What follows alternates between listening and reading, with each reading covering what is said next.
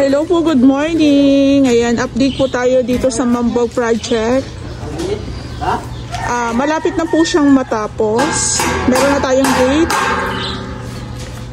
Yung gate ni ma'am, binago po namin. Pinalitan ng panibago. Then yung pinaka-grease dito, pinalitan din po yan ng bago. So yung roofing natin tumaas ng konti. Kasi doon tayo kumuha ng taas sa pinaka-extension. So yung design po ng gate natin, sila po ang pumili. Ang ginamit po is 1x1 tsaka 1x3. Tapos ang pinaka-frame is 2x3 naman. Pero ang pintura po niyan black lang lahat. Kasi dito sa subdivision, kailangan black lang lahat. Ito po yung unit ni ma'am na meron na siyang extension pero pinataas. Ayan.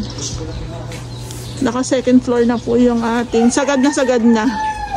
Tapos naglagay tayo dito ng metal tubular framing. Tapos nalagyan namin to ng polycarbonate.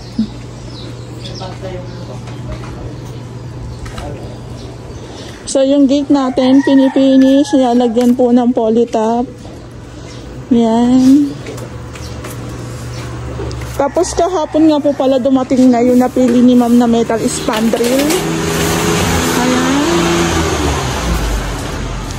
So ito po yung design ng ating metal spandrel. Medyo mahaba yan. So kung walang metal spandrel, wala tayong ilalagay na kisame. Ganito po yung magiging itsura. Ayan. Meron siyang insulation. Tapos kita na yung mga metal dyan. Tapos pag naglagay kayo ng ilaw, pwede naman. Pero ang peg niya parang industrial.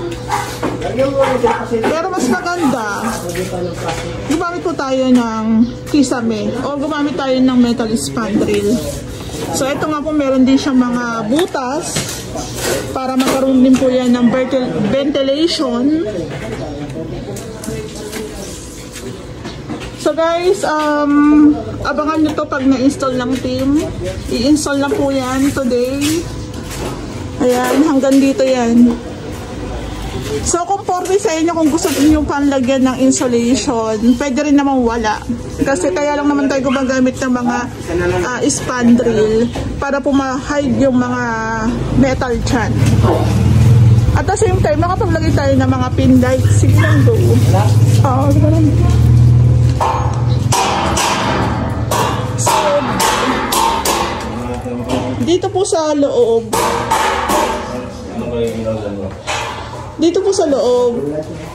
halos tapos na yung tiling works. Labas na lang, yung garage na lang po. Tapos, dito nga po pala, dito na yung kitchen nila ma'am. Wala pa tayong ilaw, ikakabit pa lang po yan. Nung Thursday tsaka Friday po, gumawa sila ng cabinet. Ito po yung may tubo talaga kasi existing na po itong extension ni ma'am. Kumbaga, ang ginawa namin yung pinakataas. So, nag-decide sila dito na po yung pwesto ng kanilang kalan. So, meron tayong saksakan dyan, gas range, tapos yung range hood, ayan na. May mga saksakan na rin po yan. Dito rin, ayun o. Meron din po yan dyan. So, ito, yung tubo po niyan, ito po yun. Ito po yun. Since meron tayong beam dito, doon na po yan nakakonect. Palabas na po doon yung exhaust. Hindi po ito dadaanan ng tubig Exhaust lang yung, exhaust lang po yan sa gas ring, sa range hood. Ayan. So, dito po siya. Ayan, o diba? Tinaktan ni Ray. Tapos ito, sa part na to, ito na po yung ilalagay. Ito na po yung ilalagay. So, dito po yan. So, bali guys, dati kasi ang kitchen ni ma'am dito. So, pinalipat nila. Oh, pwede nga. So kahit ganito lang yung, medyo nalilitan daw kasi sila. Pero for me, okay naman na. Kasi maglalagay pa kami dito ng pantry. Which is, ito nga po yan. Tama. Dito yung ano. So dito po kami maglalagay ng pull-out tray basket. So, ito yung ating sink. Dito yung ating pull-out tray basket. Maghuhugas, magsasalansan ng mga plato, baso. Dito na siya naka-level. Tapos ang rep po natin, dito na. Maghahabol na lang po kami dito ng outlet. So sa comment, may nagsabi, may plano naman yan. Kahit po may plano, once na ang may-ari po ang nagsabi o nagbago, wala po kami magagawa kundi sundin po yun. Pero I think wala naman po siyang problema. Maganda. So, ito mga pag napanood mo, ito po yung space. Siguro mga nasa lagpas 2 meters pa po ito. I mean, ito yung rep, dito yung rep. Tapos yun pa, hanggang dito po sa may gas range, ang pinaka-space nyo pa.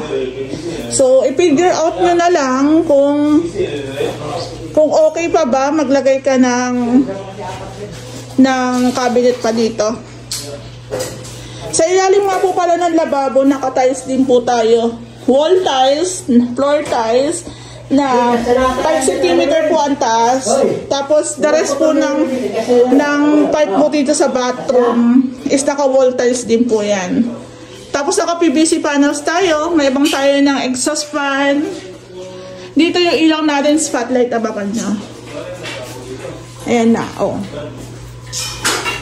Tapos, nung Webes din po pala, sinukatan na yung bathroom door. Yung dito po sa opening na to, magkakaroon tayo ng sliding. Tapos, mga screen door. Screen door dito, screen door doon. Ayan. So, dito naman sa taas, okay na dito eh. Ayan o. Ito pa rin po yung dating hagdan. Bali, tinuloy lang nilagyan ng grills. Okay na rin po yung ating tiles hagdan. Okay na. So, kahit patapos na, medyo matrabaho pa rin talaga kasi finishing na tayo. Yung mga pinto, baka po i-install na rin ni Rian sa mga susunod na araw. Siya naman taga-install yan. Ayan po. So, maganda rin na umuulan kasi natetesting natin yung bahay kung walang problema. Tapos, dito na lang po nilang pinalagay yung cabinet. Ayan siya, oh. Ito yung cabinet. So, maganda rin na pag napagawa kayo ng bahay, kasama na kayo ng built-in cabinet. Mas okay po ito.